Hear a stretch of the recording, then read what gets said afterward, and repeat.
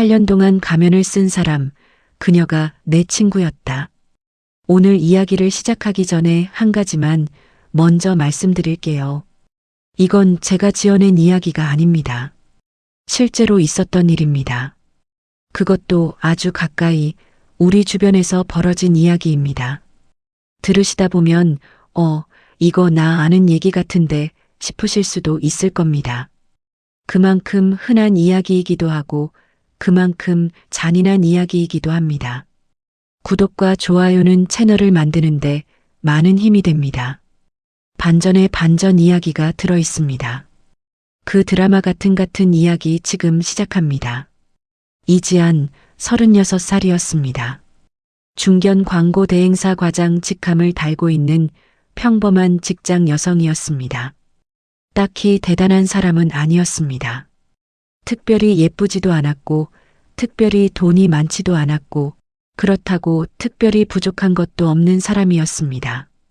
그냥 성실하고 따뜻한 사람이었습니다.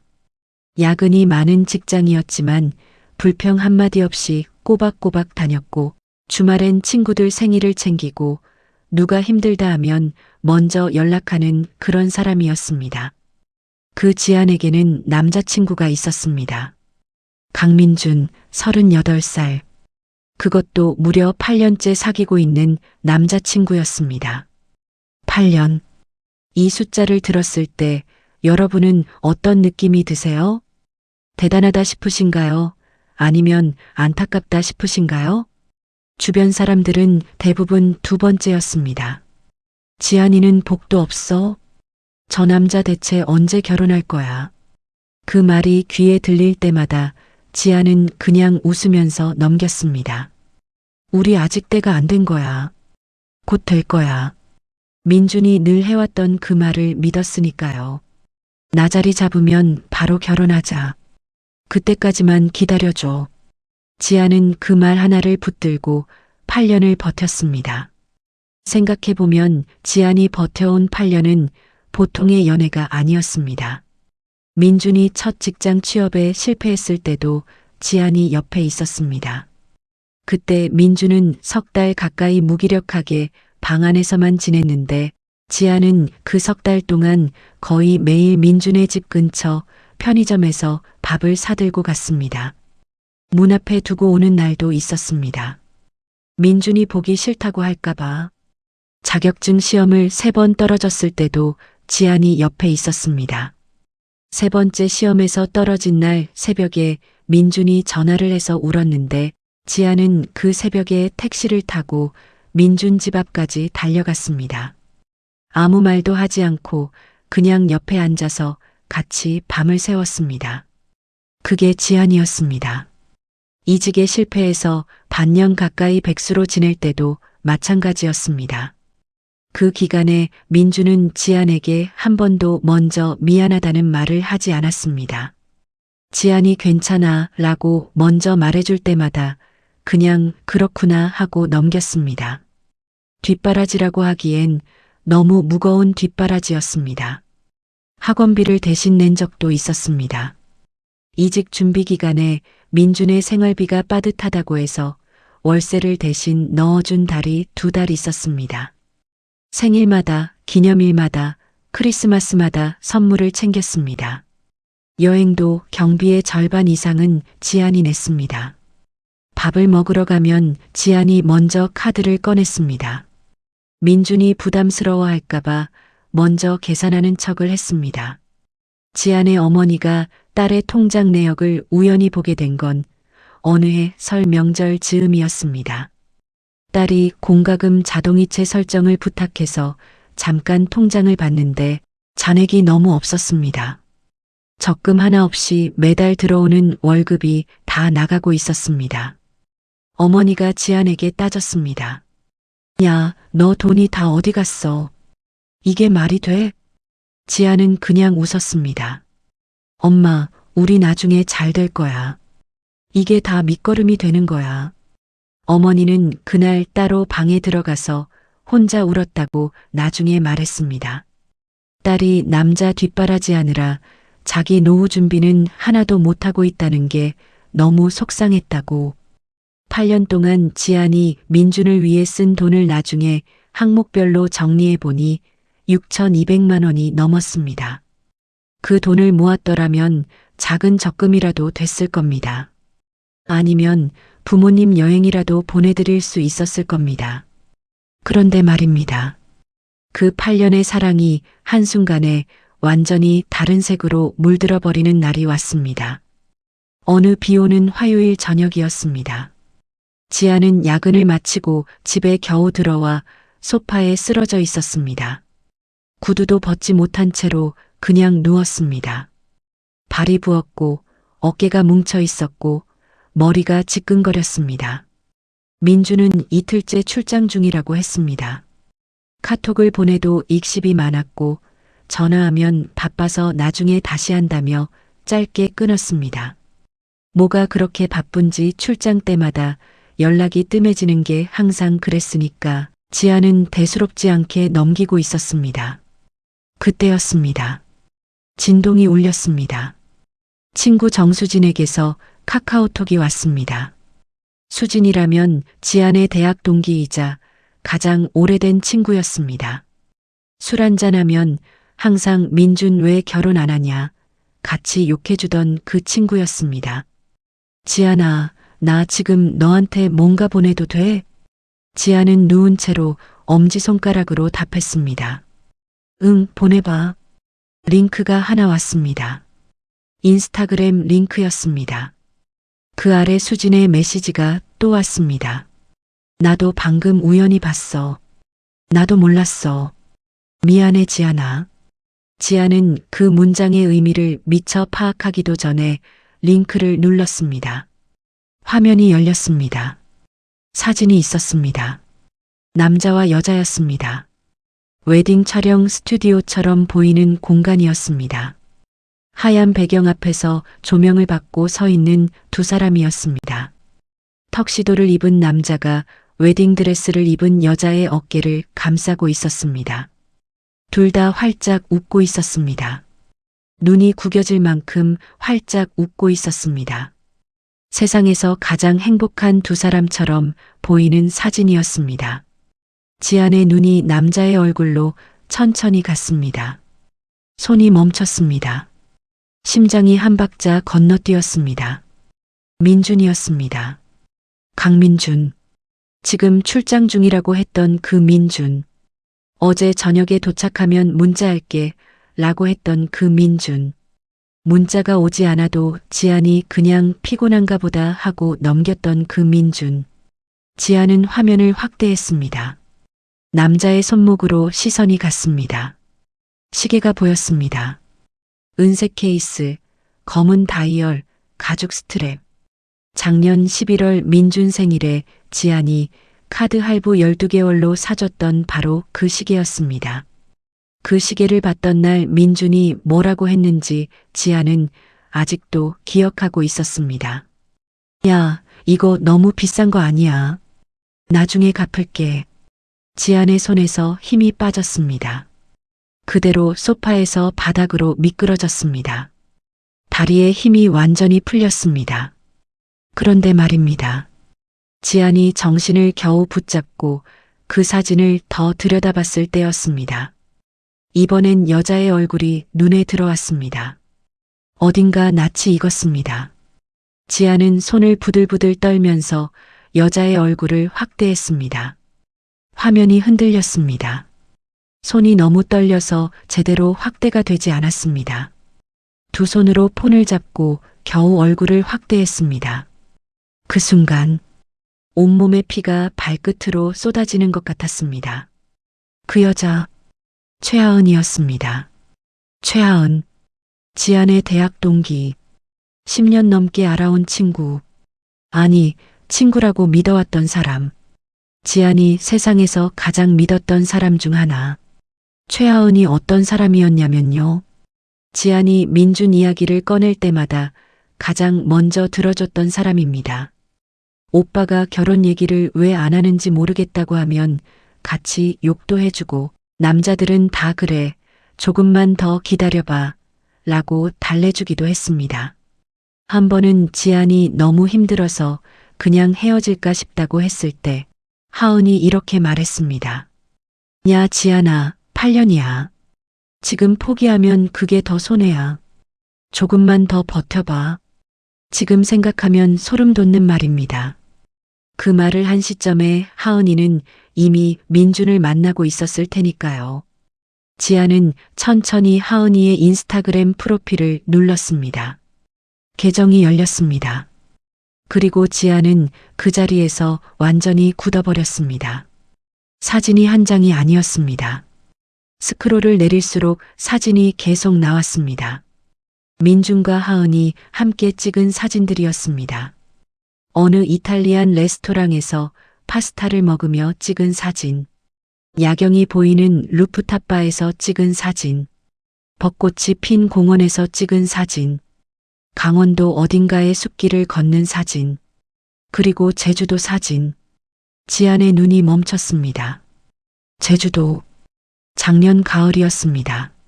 민준이 친구들이랑 제주도 여행 간다고 했던 그때, 지안이 같이 가고 싶다고 했더니 민준이 남자들끼리만 가는 거라고 했을 때, 지안이 그럼 나는 친구들이랑 다른 데 가겠다고 했더니 민준이 그게 더 낫겠다며 웃었을 때, 그 사진이었습니다. 제주도 바닷가 절벽 위에서 두 사람이 찍은 사진이었습니다. 민준이 뒤에서 하은의 어깨를 감싸고 바다를 바라보는 사진이었습니다. 지아는 소리가 나오지 않았습니다. 울고 싶은데 눈물도 나오지 않았습니다. 화가 나야 하는데 몸이 움직이지 않았습니다. 그냥 멍하게 화면을 보고 있었습니다. 그때 해시태그가 눈에 들어왔습니다. 예비 신랑 5년 연애 드디어 결실 곧 결혼해요. 행복한 우리. 5년 연애. 지안이 8년을 만나는 동안 그 안에 5년이 겹쳐 있었습니다. 지안이 민준의 학원비를 내줬던 그 해에 이미 하은이랑 만나고 있었습니다. 지안이 새벽에 택시 타고 달려갔던 그 밤에도 하은이랑 만나고 있었습니다. 지안이 월세를 대신 넣어줬던 그 달에도 하은이랑 만나고 있었습니다. 지안의 입술이 떨렸습니다. 손가락이 덜덜 떨렸습니다. 민준에게 전화를 걸었습니다. 신호음이 울렸습니다. 한 번, 두 번, 세 번 받았습니다. 왜? 평소랑 완전히 똑같은 목소리였습니다. 아무렇지 않은 목소리였습니다. 세상에서 숨기고 있는 게 하나도 없는 사람 같은 목소리였습니다. 지아는 떨리는 목소리를 꾹 눌렀습니다. 오빠, 지금 어디야? 말했잖아. 출장 중이라고. 어느 지역인데? 갑자기 왜 그걸 물어봐? 무슨 일 있어? 지안의 눈에서 눈물이 흘렀습니다. 닦지 않았습니다. 그냥 흘러내리는 대로 뒀습니다. 오빠, 최하은이 알아? 짧은 침묵이 흘렀습니다. 0.5초도 안 되는 짧은 침묵이었습니다. 하지만 그 찰나의 정적 속에 모든 게 담겨 있었습니다. 그 침묵이 대답이었습니다. 무슨 하은이? 최하은. 내 대학 동기. 내 친구 최하은. 이번엔 조금 더 긴 침묵이었습니다. 갑자기 무슨 소리야? 오빠, 나 인스타 봤어. 전화기 너머에서 숨소리가 들렸습니다. 뭔가를 빠르게 계산하는 것 같은 숨소리였습니다.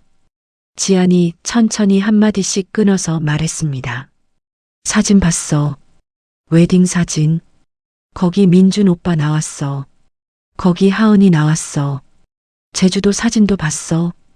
해시태그도 봤어. 5년 연애라고 쓴 거. 또 침묵. 결혼해? 나한테 숨기고. 내 친구랑 5년을 만나면서 결혼까지 하는 거야? 민준의 목소리가 돌아왔습니다. 낮고 차갑고 평평한 목소리였습니다. 지안아, 지금 너무 감정적으로 굴지 마. 지안의 눈이 커졌습니다. 지금 내가 감정적으로 구는 거라고. 목소리 좀 낮추고. 흥분하지 마. 그 말에 지안은 웃음이 터졌습니다. 웃으면 안 되는 순간인데 웃음이 나왔습니다. 너무 기가 막혀서 나오는 웃음이 있잖아요. 눈물이랑 같이 나오는 그 웃음. 오빠, 그 여자 하은이 맞지? 맞지? 그리고 민주는 딱 한마디를 했습니다. 끊어. 뚝. 전화가 끊겼습니다. 8년을 함께한 남자가 마지막으로 한 말이 끊어 였습니다. 지아는 그 자리에 그대로 앉아 있었습니다. 폰은 손에서 떨어져 바닥에 엎어져 있었습니다. 비가 창문을 계속 두드리고 있었습니다. 에어컨도 켜지지 않은 방이 습하고 더웠습니다. 5분이 지났습니다.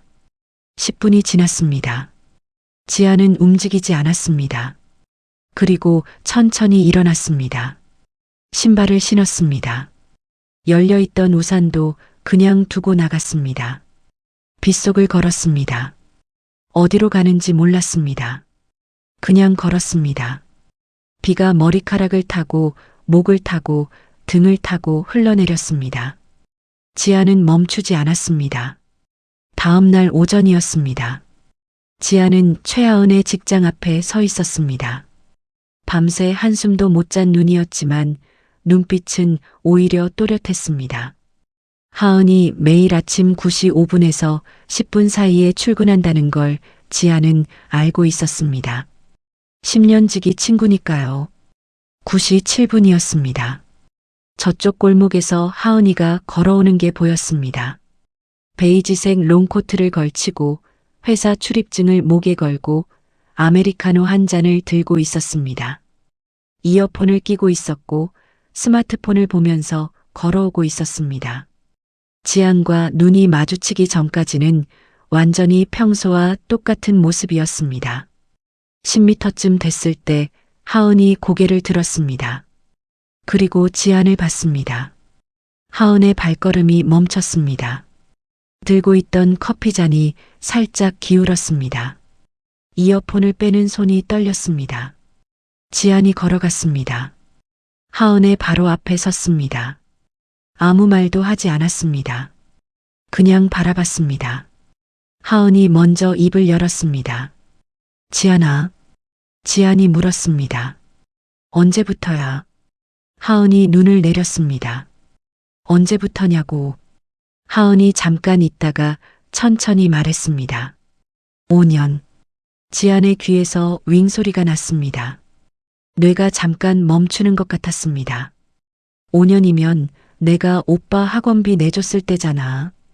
5년이면 내가 새벽에 택시 타고 달려갔을 때잖아. 5년이면 내가 너한테 오빠 왜 결혼 얘기 안 하는지 모르겠다고 털어놨을 때잖아. 그때 너 나한테 뭐라고 했는지 기억나? 8년이야. 지금 포기하면 손해야. 조금만 더 버텨봐. 그랬지? 하은이 고개를 더 숙였습니다. 내가 힘들다고 너한테 얘기할 때 너 속으로 뭘 생각했어? 나한테 조금만 더 버텨봐라고 말하면서 그 안에 무슨 말이 있었던 거야? 하은이 눈가가 붉어졌습니다. 지안아, 나도 많이 힘들었어. 어쩌다 그렇게 됐는지 나도 몰라. 처음엔 정말 아무 생각 없었는데. 지안이 말을 잘랐습니다. 됐어. 딱 한마디였습니다. 지안은 돌아섰습니다. 하은이 뒤에서 지안아 라고 불렀습니다. 지안은 돌아보지 않았습니다. 그냥 걸어갔습니다. 그날 저녁이었습니다. 지안은 민준의 어머니에게 전화를 걸었습니다. 사실 걸고 싶지 않았습니다. 하지만 확인하고 싶은 게 하나 있었습니다. 어머니, 저 지안이에요. 전화기 너머에서 잠깐 침묵이 흘렀습니다. 그리고 길고 무거운 한숨 소리가 들렸습니다. 지안아, 다 알게 됐구나. 어머니, 알고 계셨어요?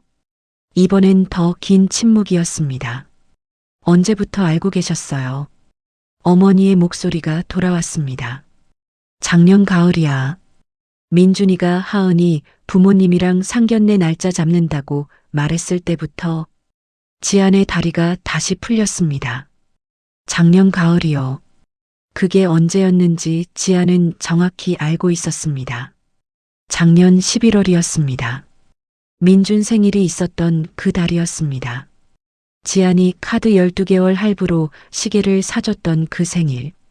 그 생일 저녁 식사를 지안이 예약하고 케이크까지 준비했던 그날. 민준이 시계를 받고 나중에 꼭 갚을게 라고 했던 그날. 그때 이미 민준은 하은이 부모님과 상견례 날짜를 보고 있었습니다. 어머니, 왜 저한테 말씀 안 하셨어요? 민준이가 말하지 말라고 했어. 그게 전부예요? 지안아. 네. 나도 미안하다. 짧은 말이었습니다. 하지만 그 말이 가장 깊은 곳에서 아팠습니다. 미안하다는 건 내가 잘못을 알고 있었다는 뜻이니까요. 알면서도 말하지 않았다는 뜻이니까요. 딸처럼 아낀다고 했던 그 어머니가 알면서도 8년 동안 곁에 있었던 지안에게 말 한마디 하지 않았다는 뜻이니까요. 지안은 전화를 끊었습니다. 그날 밤이었습니다. 지안은 방바닥에 앉아서 메모장을 꺼냈습니다. 그리고 숫자를 적기 시작했습니다. 8년 동안 민준을 위해 지출한 내역이었습니다. 기억을 더듬어 하나씩 적어 내려갔습니다. 이직 준비기간 월세 대납 2달, 170만 원, 자격증 학원비 대납 90만 원, 8년치 생일, 기념일, 크리스마스 선물 약 380만 원, 8년치 식사, 카페, 영화 등 지안 부담분, 추산 약 960만 원, 각종 여행 경비 지안 부담분, 약 420만 원, 시계 할부 잔금, 68만 원, 기타 크고 작은 금전 지원, 약 130만 원, 다 더하다가 지안은 펜을 내려놓았습니다. 6천만 원이 넘었습니다. 지안은 한동안 그 숫자를 바라봤습니다. 이걸 다 모았으면 어땠을까 생각했습니다. 그리고 혼자 웃었습니다. 내가 뭘 한 거지. 며칠이 지난 뒤였습니다. 민준에게 카카오톡이 왔습니다. 지안아, 시간 되면 한번 보자. 얘기하자. 지안은 한참 그 메시지를 바라봤습니다. 그리고 답했습니다. 무슨 얘기? 민준이 답했습니다. 서로 오해가 있는 것 같아서. 지안은 화면을 꺼버렸습니다. 오해. 8년을 사귀고 그중 5년을 겹쳐서 속이고 내 친구와 결혼을 준비하고 시어머니까지 입막음 시킨 게 오해라고. 지안은 폰을 뒤집어 놓았습니다. 그리고 다음 날 아침에 민준의 번호를 차단했습니다. 하은의 번호도 차단했습니다. 둘과 연결된 단톡방을 모두 나왔습니다. 인스타그램은 비공개로 전환했습니다. 그리고 어느 날 오전 지안은 법률사무소 문을 두드렸습니다. 변호사 앞에 앉아서 지안은 담담하게 설명했습니다. 8년 연애 사실, 5년간 이중 교제 사실, 항목별 경제적 지원 내역, 하은이의 직접 인정, 시어머니의 인지와 묵인. 변호사는 서류를 훑어보다가 말했습니다. 이 정도면 충분히 됩니다. 위자료 청구 가능하고요. 경제적 지원 부분은 부당이득 반환 청구도 같이 가능합니다. 사안이 명확하고 증거도 확보되면 7천만 원 이상도 충분히 청구할 수 있어요. 지안은 그 말을 듣고 처음으로 가슴이 트이는 것 같았습니다. 눈물이 날 것 같았습니다. 이번엔 슬픔의 눈물이 아닌 다른 종류의 눈물이었습니다. 6개월이 지났습니다. 민준과 하은의 결혼식이 있었던 그 주말, 지안은 법원 앞에서 합의서에 서명을 했습니다. 위자료와 부당이득 반환을 합산한 합의금은 7천만 원이었습니다. 지안은 그 돈으로 제일 먼저 부모님 해외여행 비용을 냈습니다. 한 번도 제대로 못 모셔갔던 여행이었습니다. 그리고 나머지는 적금을 들었습니다. 자기 이름으로 된 첫 번째 적금이었습니다. 그 무렵 지안은 회사에서 팀장 승진 발령을 받았습니다. 어느 날 지안의 후배가 물었습니다. 언니, 그 오빠 용서했어요? 지아는 잠깐 생각하다가 말했습니다. 용서는 모르겠어. 근데 더 이상 생각을 안 해. 어떻게 그게 가능해요? 어느 날 그냥 그렇게 됐어. 억지로 안 하려고 한 게 아니라 그냥 됐어. 저도 그렇게 될 수 있을까요? 지안이 웃었습니다. 돼. 시간이 걸릴 뿐이야. 자, 이제 마지막 이야기입니다. 민준과 하은은 결혼식을 올린 지 7개월 만에 별거에 들어갔습니다. 이유는 공식적으로 알려지지 않았습니다. 다만 수진이 전해준 소문에는 이런 말이 돌았습니다. 하은이 민준의 스마트폰 잠금을 풀었는데 또 다른 여자의 이름이 나왔다고, 그 여자가 누구인지는 확인되지 않았다고. 사실 여부는 모릅니다. 하지만 한 가지는 알 수 있습니다. 8년을 속인 사람이 결혼을 했다고 달라질 리 없다는 것. 지아는 그 소식을 들었을 때 아무 감정도 없었다고 했습니다. 기쁘지도 않았고 안타깝지도 않았고 통쾌하지도 않았다고. 그냥 그랬구나 싶었다고.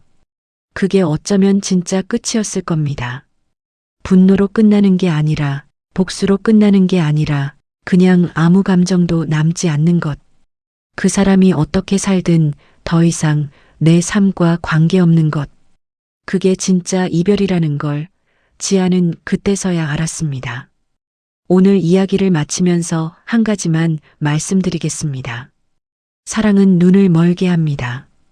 가장 가까운 사람이 가장 깊이 배신할 수 있다는 것도 보지 못하게 합니다. 하지만 그게 내 잘못은 아닙니다. 믿었던 게 잘못이 아닙니다. 사랑했던 게 잘못이 아닙니다. 열심히 지켜줬던 게 잘못이 아닙니다. 잘못은 처음부터 끝까지 두 얼굴로 살았던 사람들에게 있습니다. 지안처럼 무너진 것 같아도 삶은 반드시 계속됩니다. 천천히, 조금씩, 그렇지만 분명하게. 오늘 이야기가 여러분께 작은 위로가 됐으면 좋겠습니다. 마지막까지 들어주셔서 진심으로 감사드립니다.